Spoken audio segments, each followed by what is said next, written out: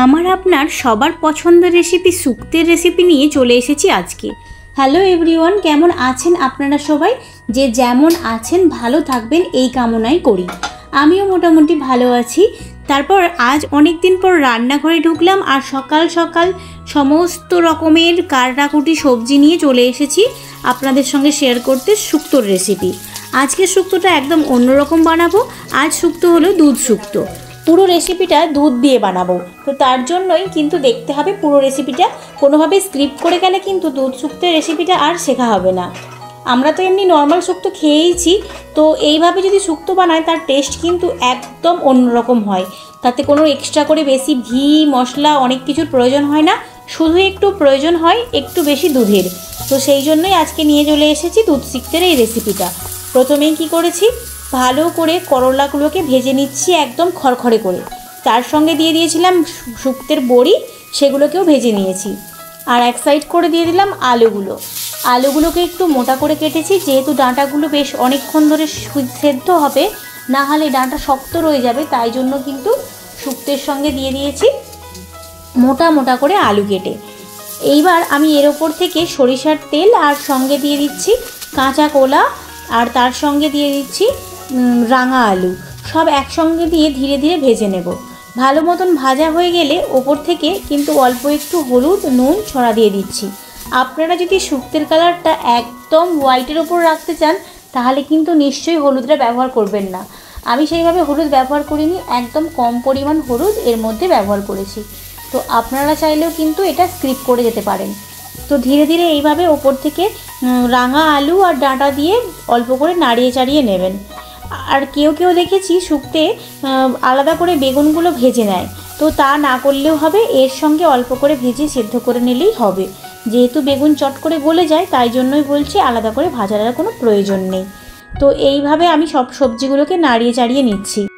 আপনারা যারা যারা আমার চ্যানেলটি সাবস্ক্রাইব করে এখনও পর্যন্ত আমার পাশে রয়েছেন তাদেরকে জানাই অসংখ্য অসংখ্য ধন্যবাদ। আর যারা এখনও পর্যন্ত আমার চ্যানেলটি সাবস্ক্রাইব করে আমার পাশে থাকেননি তাদের রইল অনুরোধ যাতে আমার চ্যানেলটি সাবস্ক্রাইব করে আমার পাশে রয়ে যান। আর যারা এত পর্যন্ত ভিডিওটি দেখে ফেলেছেন অথচ লাইক দিতে ভুলে গেছেন তাদের কাছে অনুরোধ রইল যে যাতে একটা লাইক দিয়ে ভিডিওটি কন্টিনিউ করেন, তাতে আমার অনেকটা হেল্প হয়ে যাবে। আর আপনার এই একটা লাইকের জন্য পরবর্তী কিন্তু আরও একজনের কাছে আমার এই ভিডিওটি চলে যাবে। সবজিগুলো নেড়ে নেওয়ার পর শুকনো কড়াই নাড়ানাড়ি করে নিলাম অল্প একটি পাঁচফোড়ন। এই পাঁচফোড়নটা অন্যরকমই একটা ফ্লেভার এনে দেবে।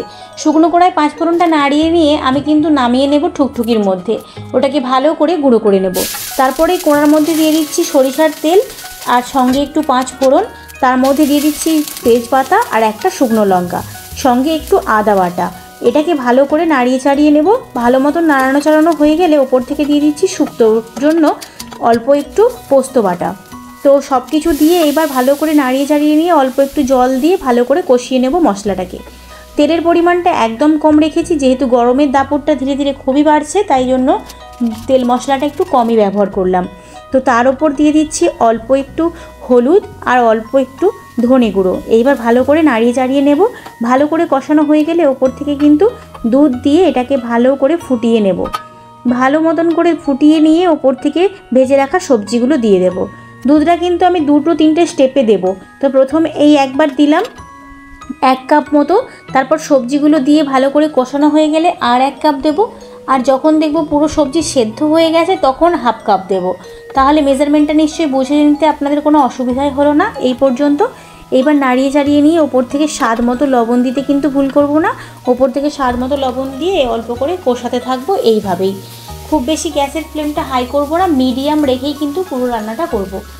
মিডিয়াম না রাখলে কি হবে, যেহেতু আমি পুরো শুক্তোর মশলাটা দুধ দিয়ে বেশি সেদ্ধ করার চেষ্টা করছি, তাহলে কিন্তু চট করে সেদ্ধ হবে না আর কি। তো অল্প পরিমাণ জল দিলাম, জল দিয়ে এবার অল্প করে নাড়াচাড়া করে, যেহেতু সবজিগুলো একটু ডুমো ডুমো বড়ো করে কেটেছি তাই ঘুটি ঘুটি করে সেদ্ধ করে নেব। তো যখন দেখবো এটা সেদ্ধ হয়ে এসেছে ওপর থেকে দিয়ে দেব ভেজে রাখা করলাগুলো দেওয়ার পর ওপর থেকে দিয়ে দেব বড়িগুলো। সমস্ত উপকরণগুলো দিয়ে ভালো করে সেদ্ধ করে নেব। ভালো মতন সেদ্ধ হয়ে এলে আমি বেশ কিছুক্ষণ পরে দিয়ে দেব ওই বড়িগুলোও সেদ্ধ হয়ে গেলে এইবার কিছু টিপস আমি শেয়ার করব, যেগুলো দুধ শুক্তোর জন্য ভীষণ প্রয়োজন। এইভাবে 5 ফোড়নকে গুঁড়ো করে যদি বিশেষ কয়েকটা রান্নার মধ্যে দেওয়া যায়, যেমন ধরো মেথির কোনো তেতো হচ্ছে বা শুক্তো বা ভেন্ডির তেতো, এসব জিনিসগুলোতে দিলে একটা আলাদা রকমই স্বাদ এসে যায়। তো এইভাবে কিন্তু একটা অন্য স্মেল পাওয়া যায়। তো লাউ শুক্তো এগুলোতে ব্যবহার করতে পারি আমরা ওই মেথি গুঁড়োগুলো, বা মেথি গুঁড়ো, বা আপনাদের এই যে দেখালাম 5 ফোড়নের গুঁড়ো, এটার কিন্তু স্মেলটা একদম অদ্ভুত রকম সুন্দর হয়। গ্যাসের ফ্লেমটা একদম লো করে দিয়েছি, আর আমার সমস্ত সবজিগুলো সেদ্ধ হয়ে গেছে।